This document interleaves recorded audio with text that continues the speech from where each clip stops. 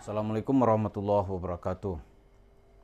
Para pemirsa, ini sekarang ada upaya yang terus-menerus dari Yusuf Mansur menggunakan uang sedekah atau uang di perusahaan yang sahamnya itu banyak gitu.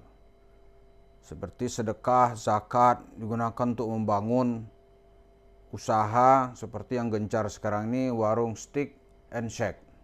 Pasti uang sedekah, kalau nggak gitu nggak mungkin. Lalu hukumnya menurut Islam bagaimana? Gitu. Karena Yusuf Mansur ceritanya syariat terus, syariat Islam kalau terdesak, syariat Islam. Ya. Sekarang bagaimana hukumnya membangun warung steak and shake menurut syariat Islam? Di Indonesia, ukuran syariat Islam itu seperti disuarakan misalnya oleh ormas-ormas besar. Kalau saya yang menyuarakan itu mungkin belum dianggap sebagai suara Islam. Tapi Muhammadiyah misalnya nih, Muhammadiyah ada Majlis Tarjih dan Tajdid yang bertugas menjawab setiap persoalan dari masyarakat, bagaimana pandang Al-Quran, hadis dalam masalah ini. Kalau di Nahdlatul Ulama, setahu kita itu ada namanya kajian Bahsul Masail. Maka setiap muktamar NU itu hasil Bahsul Masail ini itu dipublish atau dijelaskan gitu. Nah, pada tahun 2008 itu Majelis Tarjih telah bersidang. Hasil sidangnya itu dimuat di Suara Resmi Muhammadiyah, yaitu Suara Muhammadiyah. Hukumnya pertama diambil dari dasar surat At-Taubah ayat 60.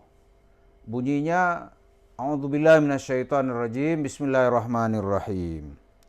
Innamas sadaqatu lil fuqara'i wal masakina wal 'amilina 'alaiha wal mu'allafati qulubuhum wa fir riqab wal gharimin wa fi sabilillahi wa ibnis sabil faridatan minallah wallahu alimun hakim.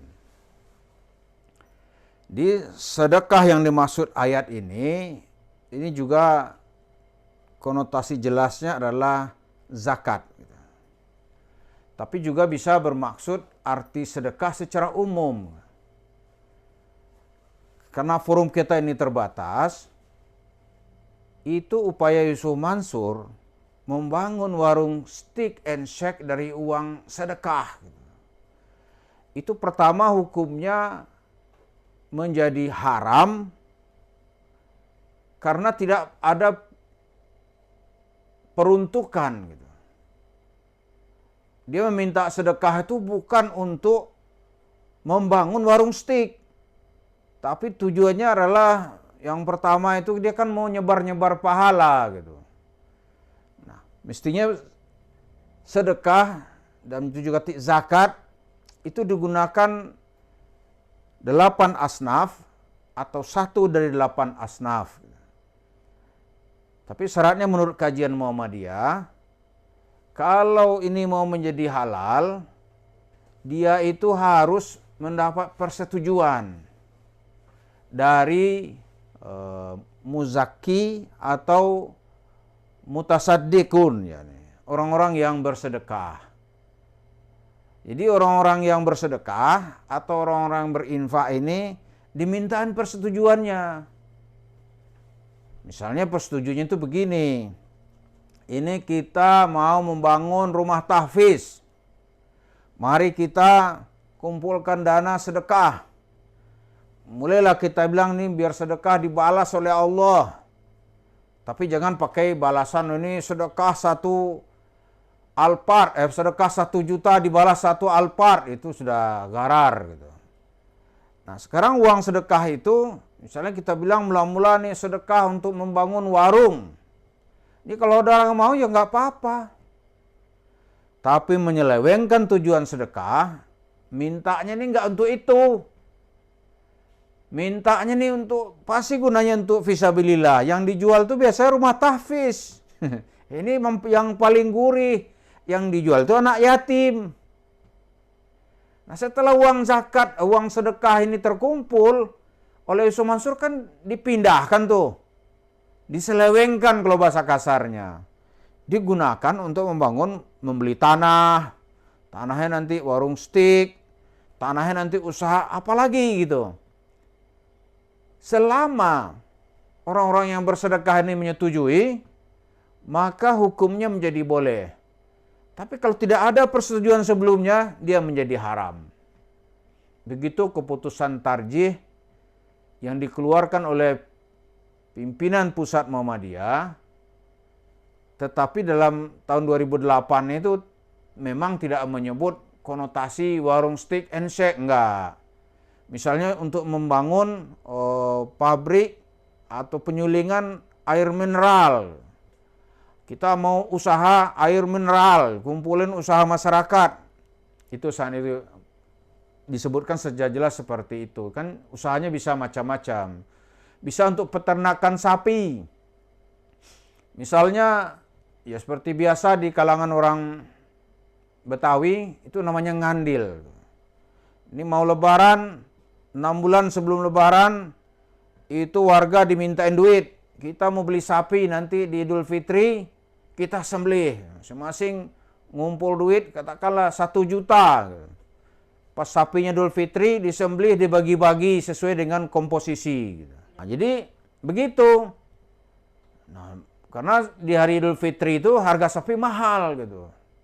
Nah, sementara masyarakat ingin makan daging, maka dikumpulkan duit, itu boleh. Nah, yang dilakukan Yusuf Mansur, dia itu dalam tanda kutip ya, seperti cerita salawatnya itu, mencuri uang sedekah. Mencuri dia. Kenapa mencuri? Ceritanya tadi itu kan misalnya rumah tahfiz. Dibangun nanti bisnis. Bisnis untuk kepentingan sendiri. Nah, ini di sini salahnya. Tapi dia meminta persetujuan dari masyarakat, dia kumpulkan uang, datang ke masjid, dapat berapa miliar misalnya nih. Itu dijadikan usaha tabaruk, usaha sama-sama. Lalu dari situ nanti setiap ada laporan keuangan, hasilnya itu pengelola itu bisa disebut dengan wal amilin. Orang yang disebut dalam cerita itu orang yang mengambil zakat, itu kan dapat itu ya. Pengambil zakat atau panitia zakat. Nah, ini seperti panitia pengelola dana umat lah. Jadi kalau dalam cerita ayat itu 1/8. Dia kelola keuntungan ya, keuntungan itu. Tapi bukan milik pribadi. Sekarang Yusuf Mansur memilikinya secara pribadi, memiliki untuk anaknya, memiliki untuk keluarganya.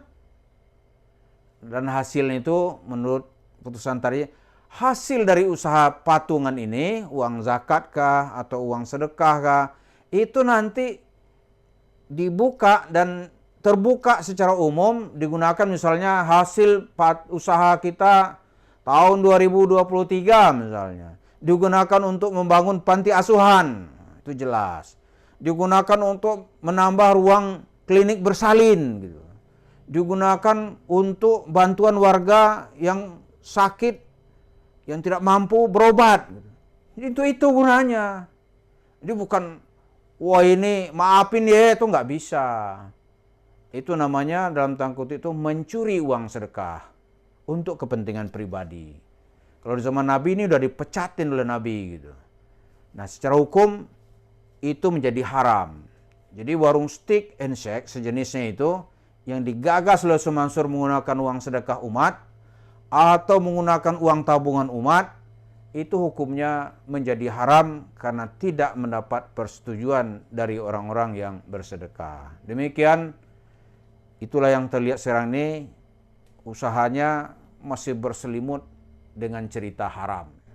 Terima kasih. Assalamualaikum warahmatullahi wabarakatuh.